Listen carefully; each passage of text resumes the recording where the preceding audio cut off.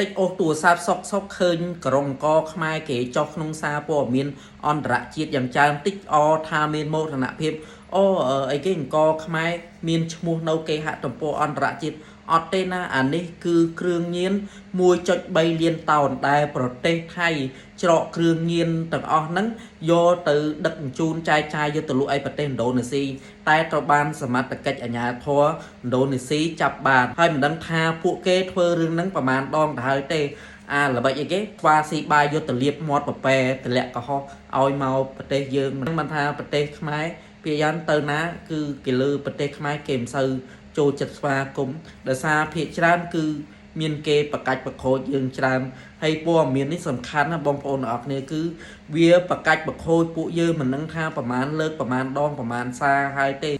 ហើយព័ត៌មានហ្នឹងគឺគេផ្សាយច្បាស់ថាគ្រឿងញៀនទាំងអស់ហ្នឹងគឺចេញពីប្រទេសថៃព័ត៌មាននេះសំខាន់ណាបងប្អូនទាំងអស់គ្នាអញ្ចឹងយើងត្រូវជួយស្ដារមុខមាត់ប្រទេសយើងមកវិញហើយមិនដឹងថារូបភាពទាំងអស់ហ្នឹងចេញទៅហើយនោះមានអ្នកខ្លះគឺគេមើលតែរូបភាពប្រទេសខ្លះអញ្ចឹងគេយល់ច្រឡំថាវាមកពីប្រទេសកម្ពុជាយើងដែលគេយល់ច្រឡំព្រោះតែពួកកមិតពួកអានអស់ហ្នឹងគឺវាចោតប្រកាន់យើងណាហើយ link ព័ត៌មានដើមខ្ញុំនឹងតម្លាក់ចូល channel Telegram របស់ខ្ញុំហើយវីដេអូដើមក៏ខ្ញុំតម្លាក់ចូល channel Telegram របស់ខ្ញុំដែរដើម្បីឲ្យបងប្អូនគាត់ចង់ធ្វើព័ត៌មានរកវីដេអូដើមរកប្រភពព័ត៌មានដើមអីចឹងណានិយាយទៅឮមកល្ងាចហើយព័ត៌មានហ្នឹងណាប៉ុន្តែខ្ញុំធ្វើមិនខ្ញុំរកប្រភពព័ត៌មានដើមហើយព័ត៌មានដែលឮតមកហ្នឹងពី